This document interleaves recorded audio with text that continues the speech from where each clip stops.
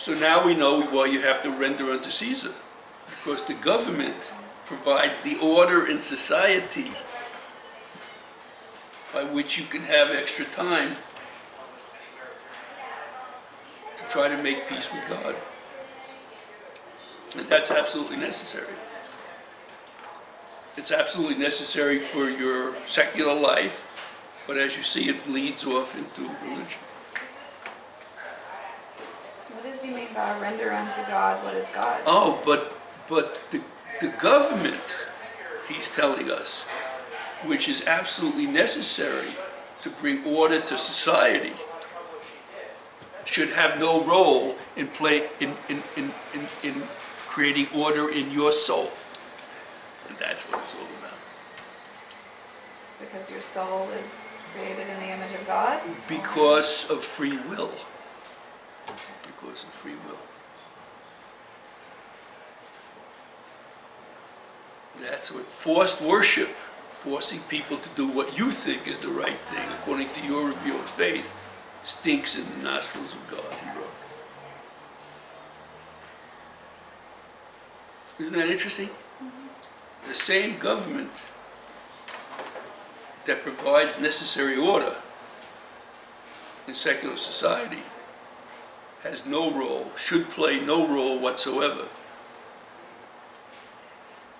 in bringing order to your soul. That's your business and your business alone.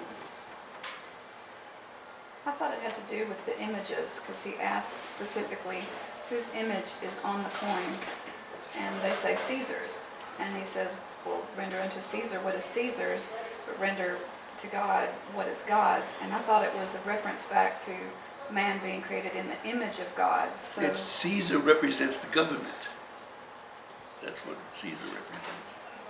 See, the mistake you're making is the same mistake you were making in that class. You were reading things too literally. Caesar doesn't just represent Caesar, it represents government. Caesar represents the government. Caesar's image represents the government, but man's image is supposed to represent God, right? If you go back to Genesis, man's made in the image of God. So that's why God looks just like me? What does that mean in the male and image of God? female, he created them. It's the metaphor. Yeah, but what does that mean in the image of God? We have the same eyes No, and I think hair. it means that we have free will. We have a soul. That's soul, right. Yeah, right. yeah. Tri-part beings. And that soul is ours. And the government, which plays such an important role in providing order in society, must not, for that reason, interfere with our individual soul. That's our business, and our business alone. So that's the image of God, not our hair or our nose. No, not or a physical image. Yeah, But it's not a physical image. God has free will, and so do we. And we have to use that free will to obey God. And that's what, according to Christ, was the original sin. God said, do what I tell you. And Adam and Eve said, can't we just try this once? That didn't go well. Now, how does that sound to you? Does that sound fairly intelligent? From this religious point of view of Roger Williams? Oh, absolutely. I'm very fascinated by the religious argument for separation of church and state. I think it's very critical and it's really missing in the dialogue. Well, remember, there's two arguments. This is Thomas Jefferson's argument was, I'm afraid of what religion will do to government. But Roger Williams believed that we should be afraid of what the government will do to religion. So you're impressed by that? Oh, yes. So, but you told me that you're president of an organization that's anti-religious. That's what I'm trying to figure out.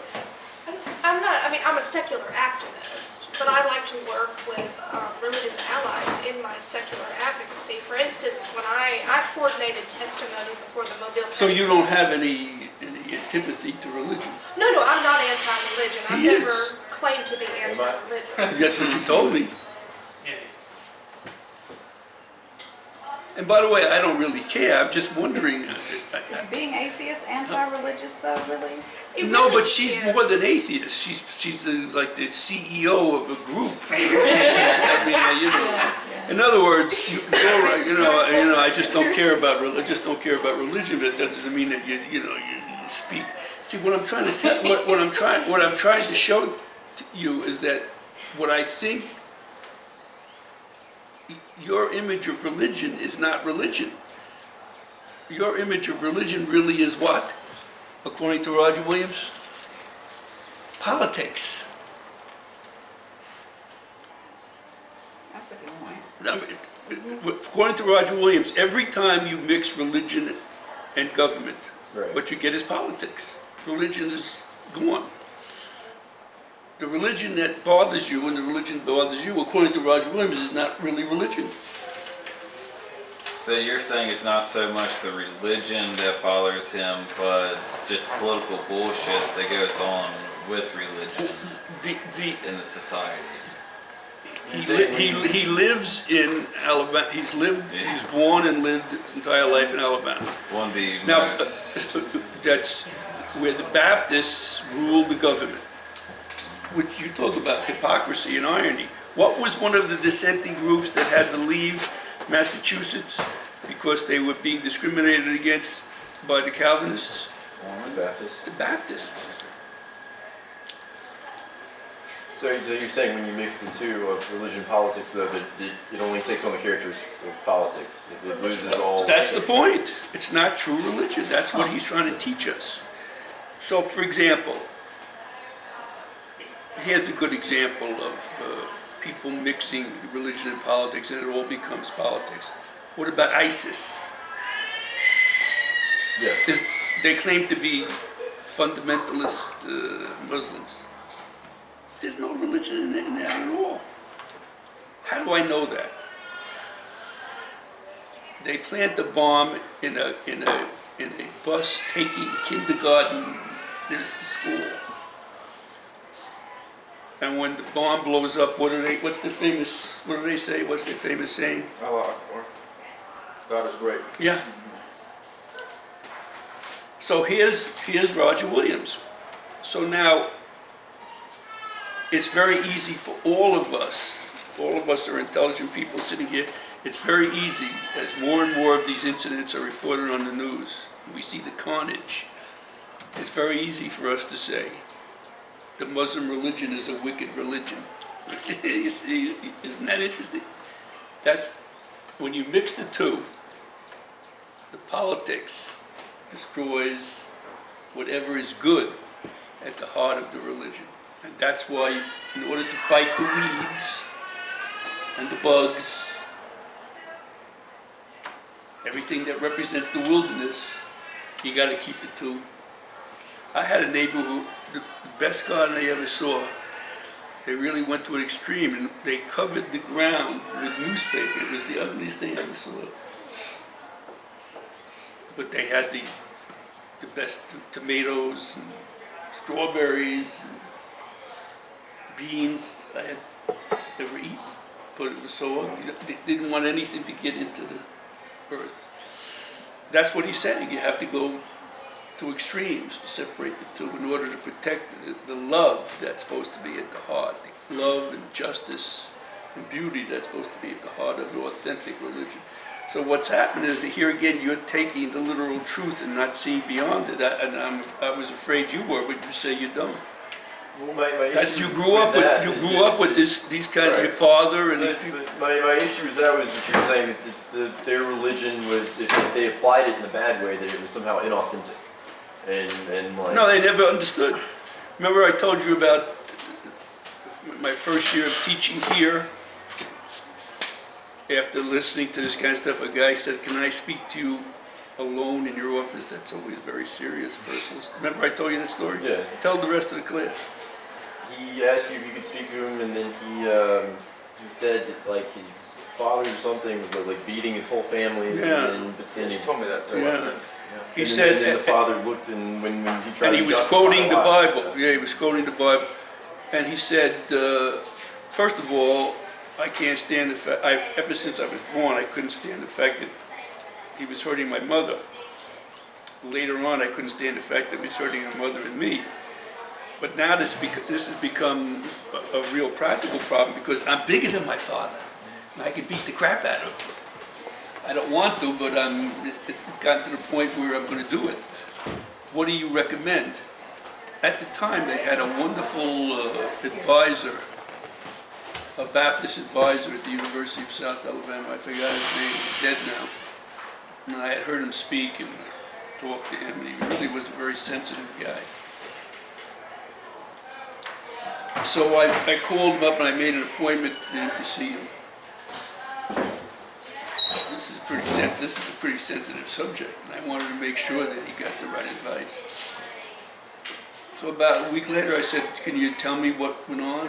He said, "Well, he invited my father and my family to meet with him, and he tried to explain to my father what." That he was worshiping the text instead of the God. Yeah.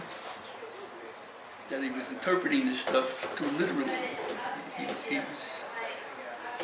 He was looking at the trees rather than the forest. That all of this had to do with love and beauty and justice. And if you're interpreting anything there that produces injustice and ugliness, then your interpretation has to be wrong. So I said, has that changed your father's behavior? He said, absolutely not. Right, but I mean, there are plenty of things there that are completely, that leads you nowhere to but injustice. Like when God orders like genocides, or like plenty of other things in the text. There are, yeah. They can be interpreted as no way but to lead to bad, awful. There's no question about it, and it becomes really a problem. There is no question, but that there are many incidents in the Bible. Most of which are in the Old Testament. Most of which are in the Old Testament, it's true. They are, but I mean, I don't think that many people have a problem with, people who pick and choose the good parts and talk about, well, I like the part of the Sermon on the Mount, or I like the part where like faith protected Jonah from the whale. Well, but the reason why we're troubled, why God says that in their long trek from Egypt to Jerusalem, often God says you have to kill the entire community. There's a war between the people living in an area that the Israelites are traveling through, and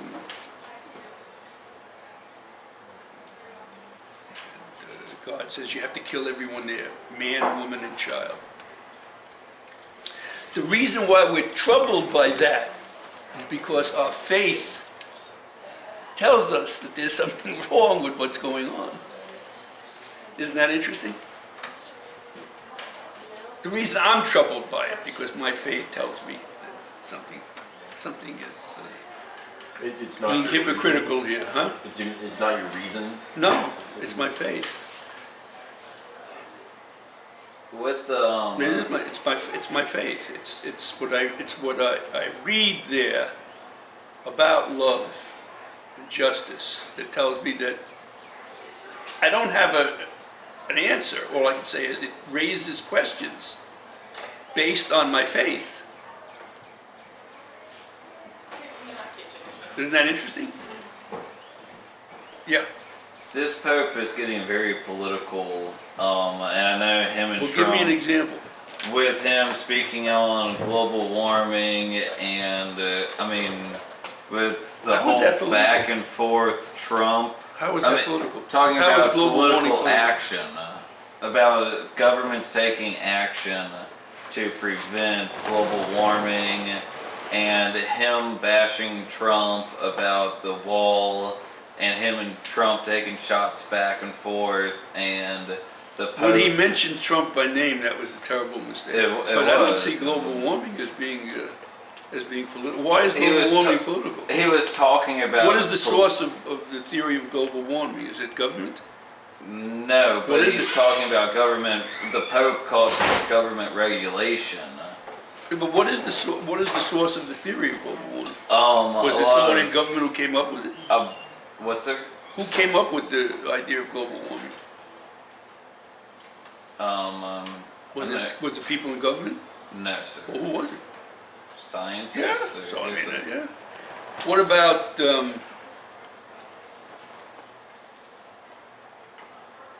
would it be all right for a pope, for example, when he mentioned Trump's by name, that was Yes. a very serious Right. mistake. I mean, another example. But would let me be- give you an example. What would happen, could the Pope comment on the following? That a high school in Alabama refuses to, a public high school, refuses to allow a biology class to discuss Darwin's theory of evolution. Could a Pope comment on that?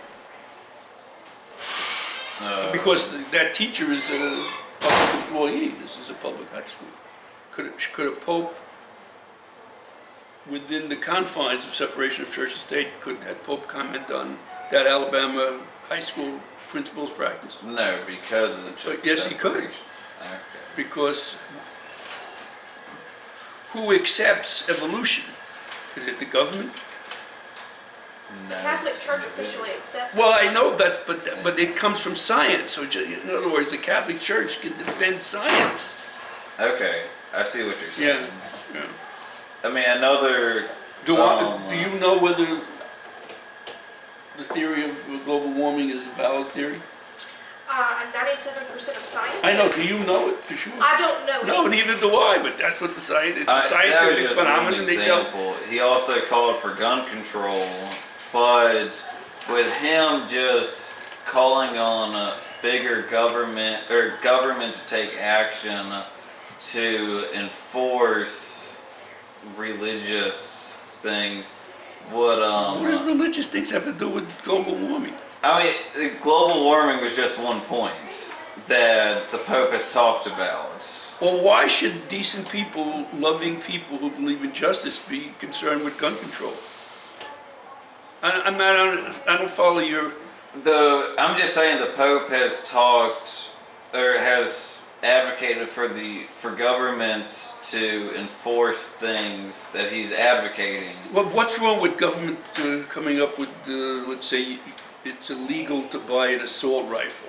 Why is that, how is that a violation of Roger Williams or Thomas Jefferson's separation of church and state? It's not, but the Pope advocating for the government, like just the Pope as a spokesperson for the government to step up, And why is that bad? because he has no business saying it. If innocent it's people are getting separation of murdered- church and state. But it's... That's a but- misinterpretation of the separation of church and state. Religious leaders can talk about political issues. Right, but for it to be heavily credited. See, separation of church and state means you can't support a party. But it doesn't mean you can't support a government on a particular issue. You keep using the example of the Pope, so can a religious leader be in favor of the Eighth Amendment? What is the Eighth Amendment? Cruel and unusual The death punishment. penalty? Capital punishment?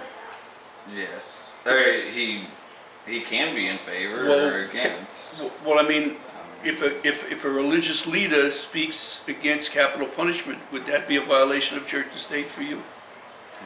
No. Well, how is the difference? I see what you're saying. Separation of church and state means that you can't support a government, the government of President Jones.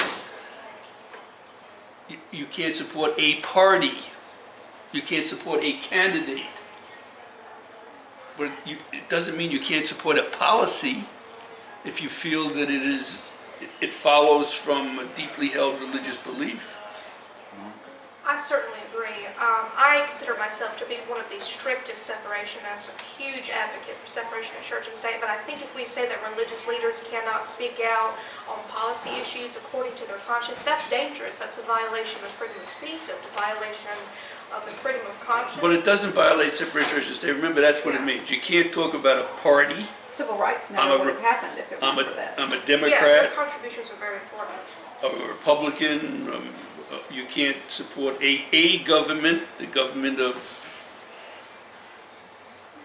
President Smith, but you certainly, it's not a, you can disagree with what the Pope says, but it's not a violation of church and state if he Okay. talks about a policy as it relates to a deeply held religious faith. Yes, sir. I see what you're saying, definitely. Now- So did Machiavelli, Hobbes, or Locke, did they have thoughts on, I know like Pope Innocent III and like lots of other popes in the Middle Ages, like really active politically? and they thought that it was like their duty and like since God had given them such a position, clearly they should be using the papacy for good and to advance the Catholic Church agenda. And did Hobbes, Locke, did any Well, of them- Jefferson was a follower of Machiavelli. But did they respond? Did they have any particular thoughts that they wrote about the papacy getting like really involved? They were the most political. I mean, they're just like these ISIS. They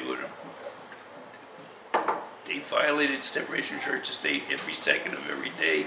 They didn't give a damn. They were just interested in politics and power.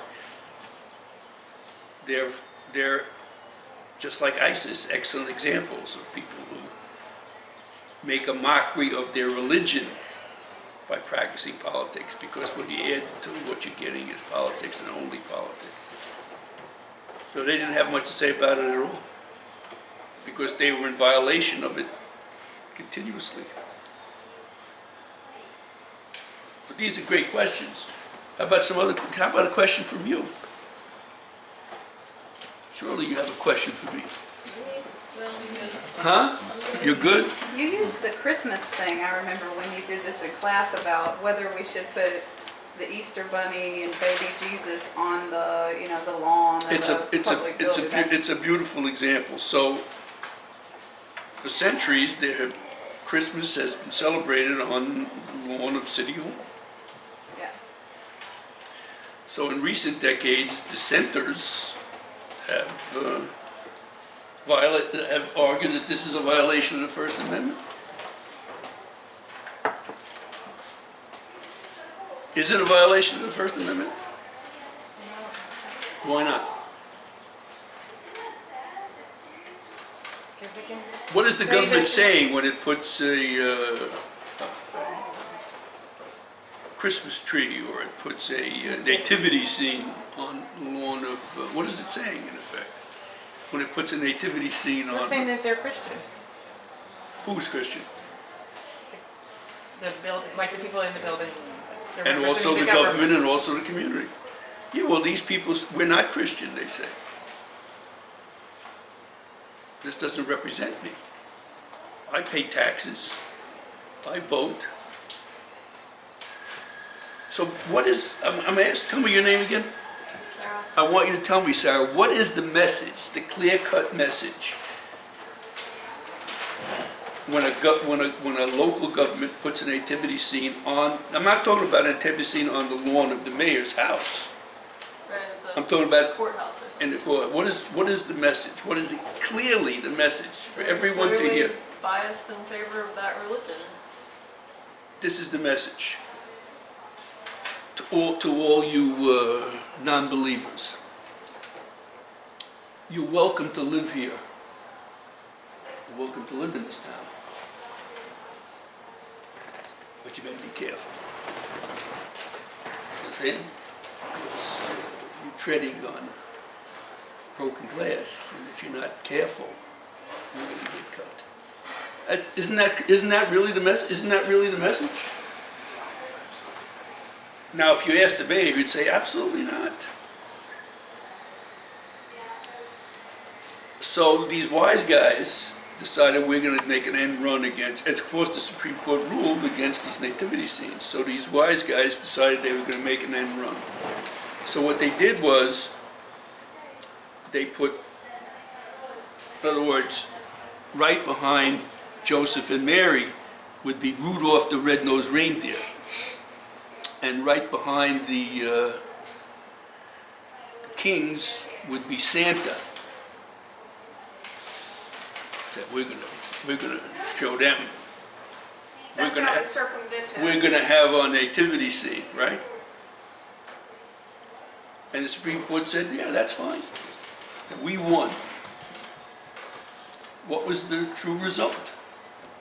Just as Williams predicted. Religion got watered down. I made a mockery of. Yeah. Absolutely. Just as Williams predicted. But Christians felt like it was a success because they got to keep Well, it. but that's the point, that's the point. But you're diluting it down, you're putting all these secular symbols in order to make it constitutional, and the true message of Christmas is being lost. So what should, so according to Roger Williams, what should a true Christian's belief about nativity scenes on City Hall in order to protect the sanctity of their religion? I think a true Christian's interpretation of that would be to not have it on City Hall, but to erect a beautiful one on the church. The government to erect a beautiful one on the church? No, the community. Yeah. No community, the church. The church, Yeah. the church, the community of the church. To protect the sanctity of the belief. When churches get involved in government, only two things can happen. It's a zero-sum game. Only two things can happen. One, the churches maintain their sanctity, right? And then they become chumps, and they become manipulated by the greatest manipulators of all, the government, who want to be a chump. Or they adopt the government's behavior and become manipulators themselves, thereby, that's the only possibility. Only those two possibilities can happen.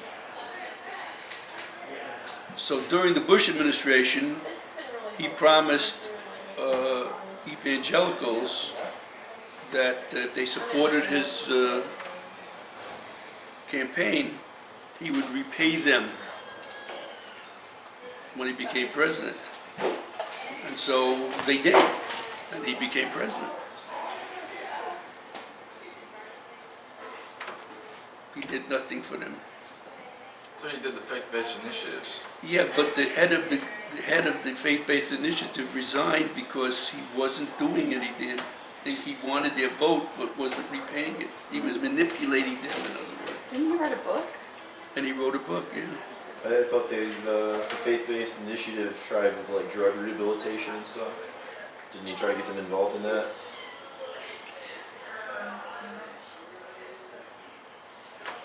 One of the things they did was, interestingly enough, is that the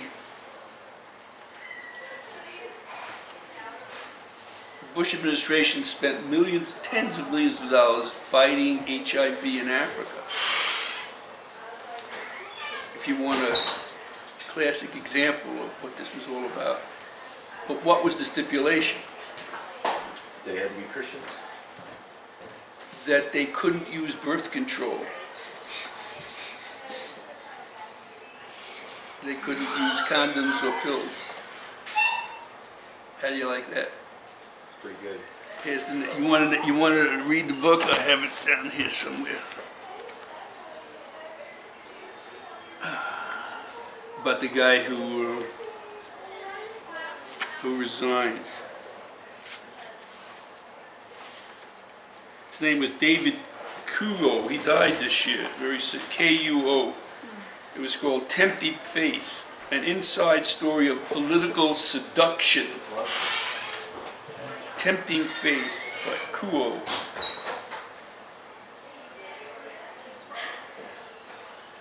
An inside story of political seduction. Isn't that a beautiful title? What does it mean? That Bush seduced the Yeah, church. give me into your supporting votes and him. you'll get repaid. And of course, like They all didn't. government suckers, all government, they found the sucker. So that's it. It would give money to fight HIV, but refused to use the methods that would prevent HIV the most.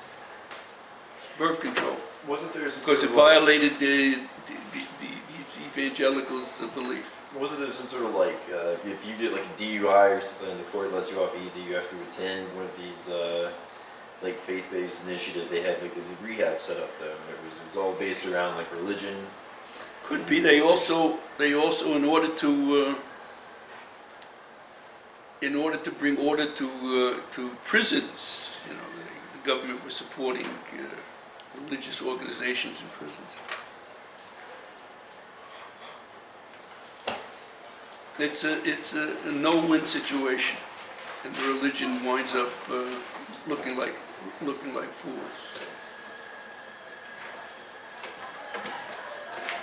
So,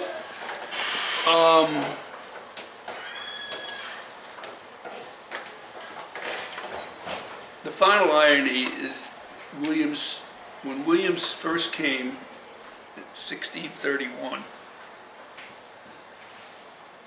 and getting off the boat, the immigration agent working for the Massachusetts Bay Colony, who also was a preacher in the Calvinist church, was the immigration officer. Right? So you had to swear, before they would allow you to get off the boat into Massachusetts, you had to swear allegiance to the government, which was run by the church. Right?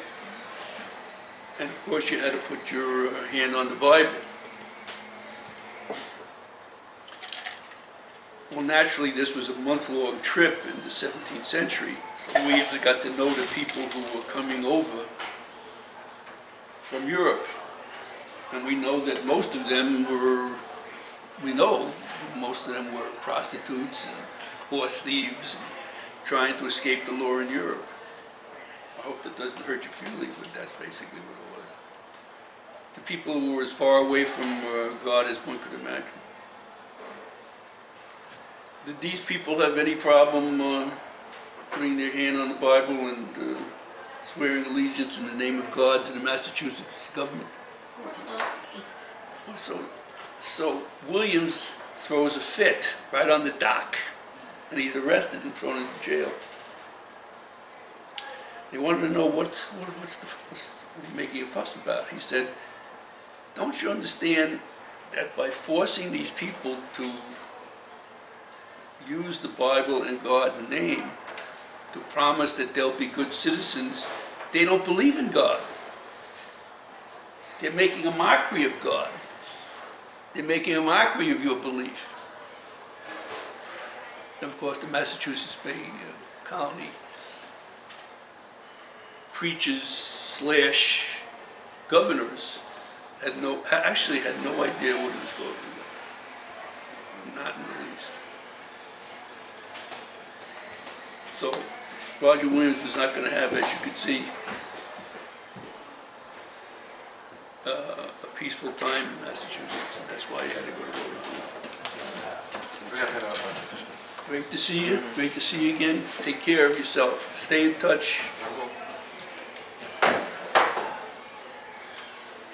So that's what I wanted to say. So I have a question. Good. See you, everyone. Based on Bye. based on Roger Williams's assessment of approaching government from a logical standpoint, and maybe not even based on that, just based on whatever you could think of, who's more moral, the religious believer, the Christian, or the atheist? Well, this is what he said, and that's why I brought this with me. He said, the greatest danger to religion, let me read you the quote, it's amazing.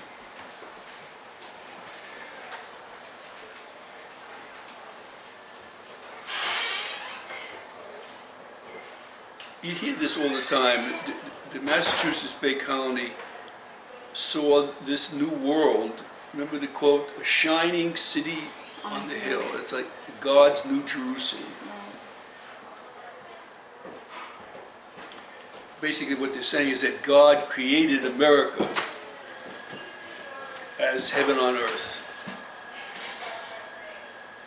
So Williams is commenting on this at the time when it was happening. We hear this all the time from people like Trump and Cruz, you know. Right. America should be idolized by the whole world because God created this continent and this country. And we actually have a moral obligation to use our troops to go all over the world and bomb the crap out of people who are not like us. So here's what he says, and this is going to answer your question. Whoever speaks with the accents of spiritual finality is a danger to the spirit.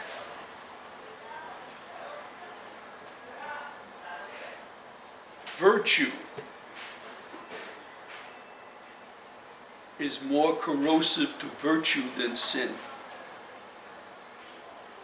Let's think of this for a second. Virtue is more corrosive to virtue than sin. The worst enemy of the soul is not the profane antagonist or persecutor, but the soul's rectitude. What does that mean, rectitude? Trying to make a right wrong? Rectitude means you're kind of like self-satisfaction. Okay. Every gathering of the righteous into a society of purity, in which the Bible becomes only a support to the aims of the community, is a fatal temptation. Let me read it one more time. Whoever speaks with the accents of spiritual finality represents a danger to spiritual finality. What does that mean, spiritual finality? We know how Better it's than supposed to be. anybody else, Yeah. exactly. Being- Is a danger to the spirit. Virtue has the potential to be more corrosive to virtue than sin. That self-satisfaction. I know, only I know what's right and wrong, and nobody else can question me. A true sinner knows that they're sinning. But this self-satisfied virtuous person really doesn't know what virtue is. The worst enemy of the soul is not the profane antagonist or persecutor, but the soul's rectitude. We just become very lazy and self-satisfied. This is true, and I'm not going to think of any other possible alternative. Every gathering of the righteous into a society of purity, like the Massachusetts Bay Colony, in which the Bible becomes only a support to the aims of the community. See, in authentic religion, we're supposed to serve God. God's not supposed to serve us. We're supposed to serve the forest of the Bible, not a particular incident, but its general meaning of love. It doesn't serve us. Basically, this guy's father was a bully. You understand? You understand? Yeah. He could beat on his wife. He could beat on little children. And he was using the Bible as a rationalization of his bullying. Every gathering of the righteous into a society of purity in which the Bible becomes only a support to the aims of the community is a fatal temptation. So I hope that answers, that's how he did answer your question. That if you had to choose between a self-satisfied bully using the Bible and his religion, these people in ISIS, they're just murderers. That's all they are. They love to see people suffer. And they're using their religion to justify it. The truth of the matter is I know nothing about the Muslim religion, nothing. I've just never been in a position to learn much about it. I mean, I can read about it on Google, but that's not going to tell me much. So I'm very tempted to think that that really is what the religion is all about.